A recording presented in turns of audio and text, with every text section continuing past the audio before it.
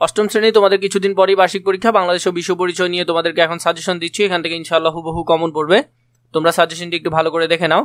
প্রথমে বলেছে কোন সংস্থাটির সদস্য সংখ্যা বেশি। এখানে হলো ইউনেস্কো এর সদস্য সংখ্যা সবচেয়ে বেশি। ইউএনডিপি এর সদর দপ্তর কোথায় অবস্থিত? ইউএনডিপি হলো নিউ ইয়র্কে অবস্থিত। ইউএনডিপি যে কাজগুলো করছে তা হলো গণতান্ত্রিক শাসন প্রতিষ্ঠা করছে, গরিব মানুষের অবস্থান পরিবর্তন করছে। উত্তর হলো ক নম্বরটা। পৃথিবীর দুর্যোগে ক্ষতিগ্রস্ত ছোট কৃষকদের যন্ত্রচালিত দ্রৌপদী দিয়ে সহায়তা করছে কোন সংস্থাটি? এটি হলো যে FAO। নিজের কোনটির সদর দপ্তর ইটালির রোমে অবস্থিত? এটি হলো FAO এর সদর দপ্তর ইটালির রোমে অবস্থিত। কোন সংস্থাটি সারা বিশ্বে ক্ষুদ্রার বিরুদ্ধে কাজ করছে? এখানে হলো যে ক্ষুধার বিরুদ্ধে কাজ করছে FAO। বিশ্ব স্বাস্থ্য সংস্থার সদর দপ্তর কোথায় অবস্থিত? এটি হলো যে জেনেভায় অবস্থিত। বাংলাদেশে বিশ্ব স্বাস্থ্য সংস্থার অবদান রেখেছে মাতৃ ও শিশু মৃত্যুর হারে হ্রাস করতে অবদান রেখেছে।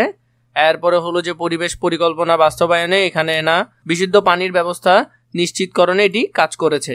এরপরে হলো যে বিশ্ব স্বাস্থ্য সংস্থার কাজ হলো ম্যালেরিয়া দূরীকরণ করা, বিশুদ্ধ পানির ব্যবস্থা করা। এটা তিনটাই হবে, একটু আগে পড়লাম আমরা। কোন সংস্থার সহায়তায় ঢাকা বিশ্ববিদ্যালয়ে পশু পালনের সায়েন্স বিজ্ঞান চালু হয়েছে? এখানে হলো যে UNFPA। পৃথিবীর মোট কয়টি রাষ্ট্র রয়েছে? পৃথিবীতে মোট রয়েছে 195টি রাষ্ট্র। মা ও শিশুর উন্নয়নে কোন সংস্থাটি কাজ করছে? এটি হলো ইউনিসেফ কাজ করছে। বাংলাদেশ থেকে নিরক্ষরতা দূরীকরণে কোন আন্তর্জাতিক সংস্থা গুরুত্বপূর্ণ ভূমিকা পালন করছে? এখানে হলো যে এটি ইউনেস্কো, এটির গুরুত্বপূর্ণ ভূমিকা পালন করছে। কোন আন্তর্জাতিক সংস্থাটি বাংলাদেশের সাংস্কৃতিক ঐতিহ্য রক্ষায় কাজ করছে? সেটি হলো ইউনেস্কো। বাংলাদেশে ইউনেস্কো কাজ করছে খাদ্য ও কৃষির উন্নয়নের জন্য, বিজ্ঞান শিক্ষা ও উন্নয়নের জন্য। এটি হবে সংস্কৃতি ঐতিহ্য। এর উত্তর হবে 2 এবং 3। UNFPA এর কাজ কোনটি? এটি হলো নারীর ক্ষমতায়ন। এই সংস্থাটির সদস্য সংখ্যা 140। সংস্থাটি উন্নয়নশীল দেশকে জনসংখ্যা সমস্যা সমাধানে পরামর্শ দিয়ে থাকে। এই জন্য সংস্থাটি ঢাকা বিশ্ববিদ্যালয়ে একটি বিভাগেও চালু হয়েছে। এটি হবে UNFPA। কোন সংস্থাটি দ্বিতীয় বিশ্বযুদ্ধে ত্রাণ সাহায্যের লক্ষ্য গঠিত হয়েছিল? এটি হলো ইউনিসেফ। UNDP যে সব ক্ষেত্রে সহযোগিতা করছে সেগুলো হলো গ্রাম অঞ্চলে অর্থ সামাজিক উন্নয়নে। উত্তর হবে এটি 1 নাম্বারটি। ক্ষুদ্র ও প্রান্তিক চাষীদের, এটি হবে না, উত্তর হবে সুশাসন ও গণতন্ত্র প্রতিষ্ঠা। বিশ্ব খাদ্য সংস্থার সদর দপ্তর কোথায় অবস্থিত? এটি অবস্থিত হলো রোমে। FAO এর প্রধান লক্ষ্য কি? FAO এর প্রধান লক্ষ্য হলো নারীর ক্ষমতায়ন। এটি ওদের লক্ষ্য না, ক্ষুধা। এটা হ্যাঁ, ক্ষুধাটা জনগণের জীবনমান উন্নয়ন নিয়ে কাজ করে। 2, 3। WHO ওয়ার্ল্ড হেলথ অর্গানাইজেশন ওদের পূর্ণরূপ। নিচের কোন সংস্থাটি বিশ্বের বিভিন্ন দেশের জনস্বাস্থ্য রক্ষায় একটি সমন্বয়কারী প্রতিষ্ঠান হিসেবে কাজ করছে? এটি হবে WHO। সংস্থাটির সদস্য সংখ্যা 140। এটি উন্নয়নশীল দেশকে জনসংখ্যা সমস্যা সমাধানের পরামর্শ দিয়ে থাকে। এই জন্য সংস্থাটি ঢাকা বিশ্ববিদ্যালয়ে একটি বিভাগ চালু করেছেন। সংস্থাটির কাজ জনসংখ্যা সমস্যা সমাধান, নারীর ক্ষমতায়ন বৃদ্ধি, পারিবারিক পরিকল্পনা বাস্তবায়ন। উত্তর 3টা। কোন সংস্থাটি শিশুদের 6টি ঘাতক ব্যাধি দূর করতে অবদান রেখেছে? এটি হলো WHO। ইউনিসেফ এর সদর দপ্তর কোথায় অবস্থিত? ইউনিসেফ এর সদর দপ্তর হলো নিউ ইয়র্কে। 50 বছর বয়সী জামান দৈনিক কাজকর্মের শেষে কোন আন্তর্জাতিক সংস্থাটি কাজ করছে? এটি হলো ইউনেস্কো কাজ করছে। UNDP বাংলাদেশে কাজ করছে কেন? UNDP যোগাযোগ ব্যবস্থা উন্নয়ন করতে কাজ করছে। UNDP কত সালে গঠিত হয়? UNDP 1965 সালে গঠিত হয়। একটি আন্তর্জাতিক সংস্থায় কাজ করতে পারে খুবই গর্বিত, কেননা এই সংস্থার সুবাদ তিনি দেশীয় ঐতিহাসিক বিশ্বের দরবারে তুলে ধরতে পেরেছেন। আবার অন্যান্য একটি আন্তর্জাতিক সংস্থায় কাজ করার সুবাদে দেশের দরিদ্র দূরীকরণে ভূমিকা রাখছেন। উদ্দীপকে এর আন্তর্জাতিক সংস্থায় কর্মরত হলো UNDP। FAO এর প্রধান কাজ হলো কি? FAO এর প্রধান কাজ হলো জীবনযাত্রার মান বৃদ্ধি করা, কৃষি উন্নয়ন বৃদ্ধি ও সহায়তা করা। এই 2টা। FAO এর প্রধান লক্ষ্য হলো বিশ্ব খাদ্য নিরাপত্তা। এরপরে হলো যে কৃষি উৎপাদন বৃদ্ধি করা।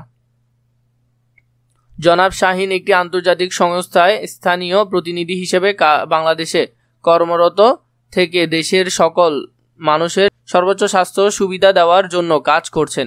জনাব শাহিন কোন সংস্থার প্রতিনিধি? তিনি হলেন বিশ্ব স্বাস্থ্য সংস্থার প্রতিনিধি। কলেরা ও ডায়রিয়া নিয়ন্ত্রণের অবদান রেখেছে কোন সংস্থান? এটি হবে WHO। প্রকৃতির কাছ থেকে পাওয়া সব বস্তুই হলো প্রাকৃতিক সম্পদ।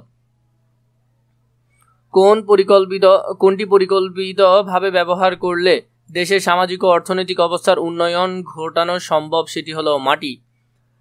কোন প্রাকৃতিক সম্পদ হতে বিদ্যুৎ উৎপাদন করা হয়? আমরা জানি নদ নদী থেকে বিদ্যুৎ উৎপাদন করা হয়। প্রাকৃতিক ভারসাম্য রক্ষার জন্য কোন সম্পদের গুরুত্ব সর্বাধিক? এটি হবে বনজ সম্পদ। বাংলাদেশে পাহাড়ি এলাকার পরিমাণ কত শতাংশ? এটি হবে 10%। সাদা সোনা নামক রপ্তানি, এটি খুবই গুরুত্বপূর্ণ। এটি চিংড়ি। সাদা সোনা বলা হয় কাকে? চিংড়িকে। খুবই গুরুত্বপূর্ণ, ভালো করে দেখবে। সাব্বির এমন একটি শিল্প কারখানায় কাজ করে যার কাঁচামাল গবাদি পশু থেকে পাওয়া যায়। সাব্বির কোন শিল্প? এটি হবে চামড়া শিল্পে সে কাজ করে।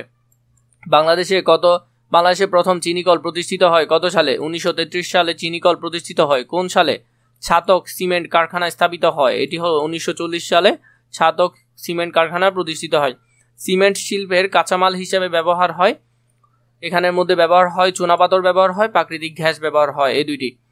সীমা তার সহপাঠীদের সাথে সিলেট বেড়াতে যায়। সহপাঠীরা তাকে নিয়ে শিল্প প্রতিষ্ঠানে যায় যা 1940 সালে প্রতিষ্ঠিত হয়। উক্ত প্রতিষ্ঠানে ব্যাপক তাদেরকে বাংলাদেশে 12টি প্রতিষ্ঠানের মতো কারখানা থাকার তথ্য দেয়। তো এটি হবে যে কি সিমেন্ট কারখানা, কারণ আমরা জানি সিলেটে পাথর পাওয়া যায় এবং পাথর থেকে সিমেন্ট হয়, তাই সিমেন্ট কারখানাগুলো ওইখানে একটু বেশি গড়ে ওঠে।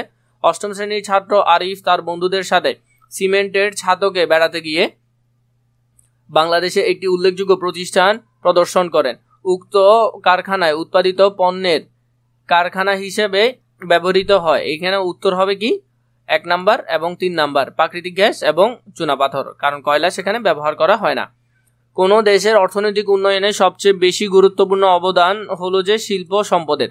ক নামক একটি কোম্পানি সমুদ্র পানি থেকে লবণ উৎপাদন করে প্যাকেটজাত করে বাজার সরবরাহ করে। এ নামক প্রতিষ্ঠানটি বাজারে সরবরাহকৃত দ্রব্যটি কোন ধরনের সম্পদের অন্তর্গত? সেটি হলো সমুদ্র সম্পদের অন্তর্গত। এরপরে এখানে আছে কি বায়ু, মাটি, পানি, এখানে প্রশ্নবোধক চিহ্ন কি হবে? এগুলো হবে যে প্রাকৃতিক সম্পদ। বাড়িঘর তৈরি এবং আসবাবপত্র নির্মাণের জন্য কোন কোন সম্পদ ব্যবহার করি? এখানে হবে বনজ সম্পদ। দেখো, তোমাদেরকে আর পরে বলে রাখছি, তোমাদের যদি এই ভিডিওটা ভালো লাগে আমি তোমাদের জন্য দ্বিতীয় পর্ব আনবো। যদি তোমরা অনেক বেশি শেয়ার করো, অনেক বেশি কমেন্ট করো, বন্ধুদের মাঝে সেগুলো দাও, তাহলে অনেক বেশি চললে তখনই আমি তোমাদের জন্য বাকি পর্বগুলো ইনশাল্লাহ নিয়ে আসবো। অনেকগুলো এমসিকিউ আছে, পুরো বইটা তোমাদের যে চ্যাপ্টারগুলো আছে বার্ষিকে সেটা কভার হয়ে যাবে ইনশাল্লাহ। তাই তোমরা এখনই শেয়ার করবে, ভালো করে দেখবে।